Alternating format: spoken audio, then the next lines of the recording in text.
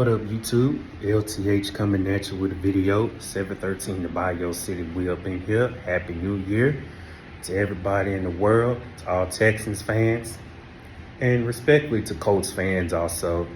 Yeah, they play tomorrow with a lot at stake. Yep, high stakes game. It all comes down to this. Stage is set. What it all comes down to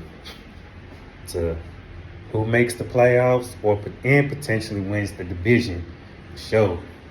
It's like a do or die game between both teams for sure. Saturday night primetime, CJ Stroud, first primetime game in the pros. It's going to be big.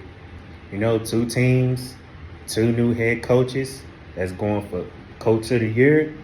You know, Shane Steichen, D'Amico Ryans. You know, both good hell of a coach.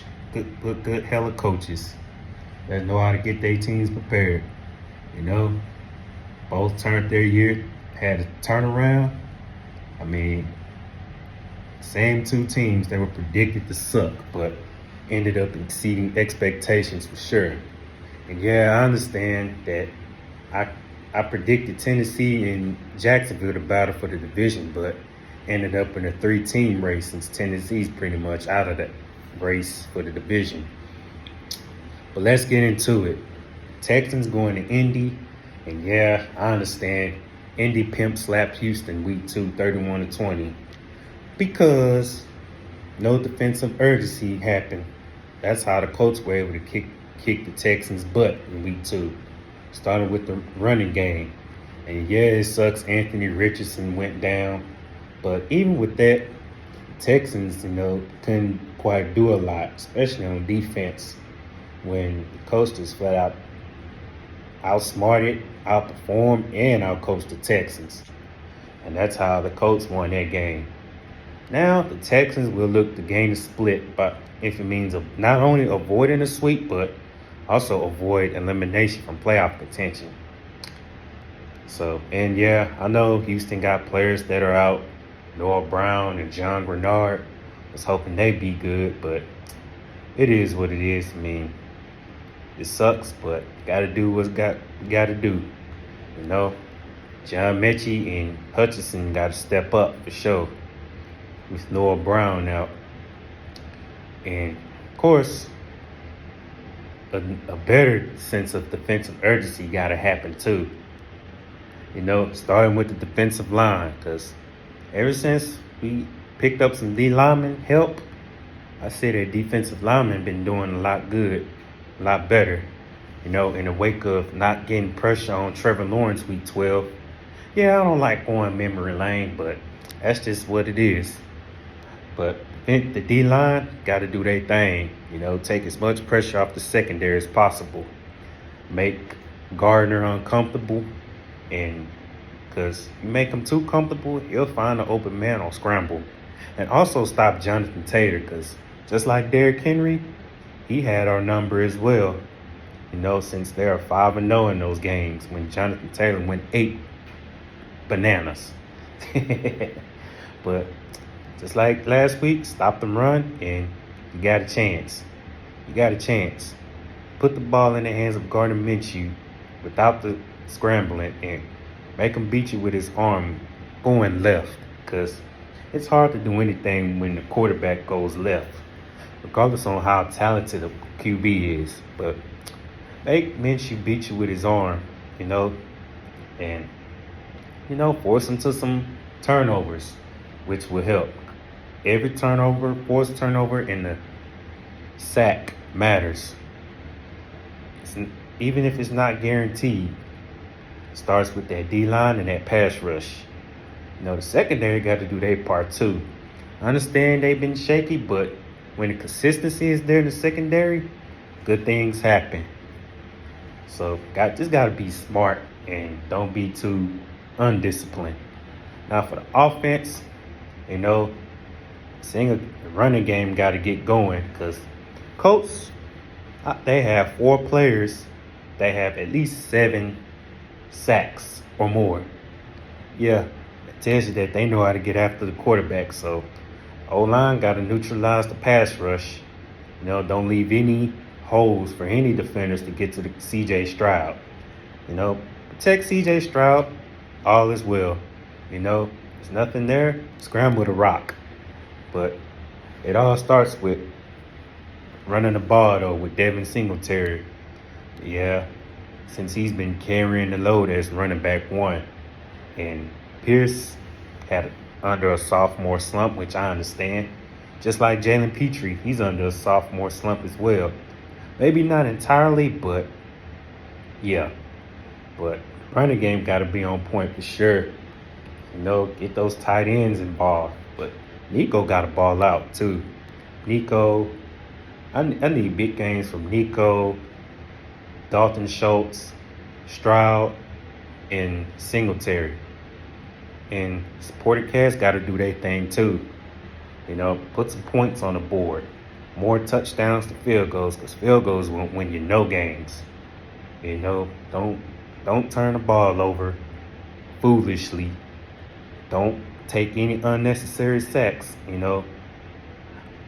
Even though I would understand that if there was nobody open, but I would recommend Stroud throwing the ball away. That's what I recommend.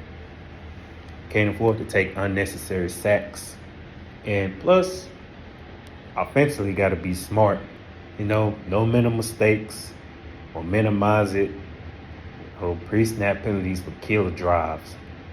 And, 5, 10, 15-yard penalties, such as holding. Yeah, that'll mess up a drive. So, D'Amico Ryans got to coach his ass off too, man. I love Miko, been doing his thing, but he got to outcoach Shane Steichen. And of course, Bobby Slowick got to open up that playbook too and be hella aggressive, because predictable play calling, which is lead the drive stalling. So you got to be smart with the play calling. Open that playbook wide, like extra wide. So wide as an SUV. Open up that playbook, because when Slowick opens up the playbook, good things will happen. But yeah, like on the defensive side, need big games from their D-line, and such as, Will Anderson, Stingley, Petrie, need an improved game from him. And yeah, if you can stop the running game, you got a shot. That's stop the run, which is number one. Force turnovers, win the turnover battle, and also win the time of possession. Tire up that Colts defense. It's not going to be easy, but worth it. Keep them on the field long enough, they'll start to gas out. Maybe slowly or steadily, but they will gas out if you can keep that defense on that field.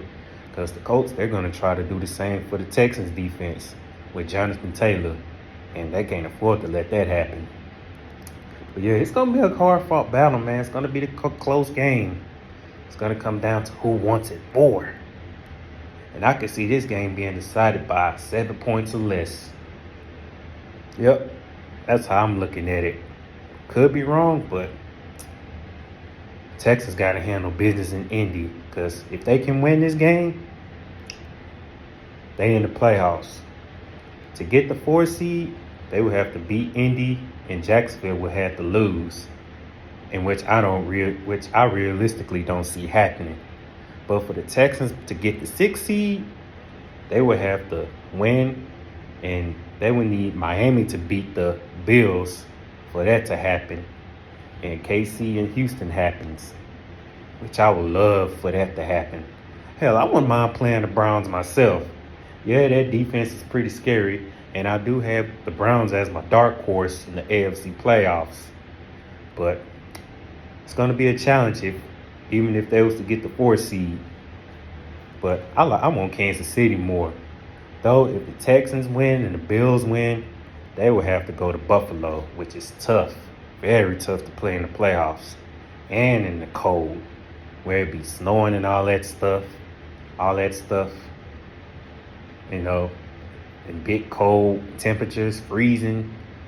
It's going to be, it's never easy winning in Buffalo.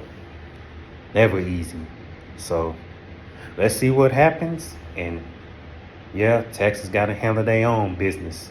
So, if we don't win the division, I want that 6th seed. But Texas fans, let me know with the win. Let me know what opponent would y'all rather face in the comments section. So, and I got to shout out the Blue Horseshoe.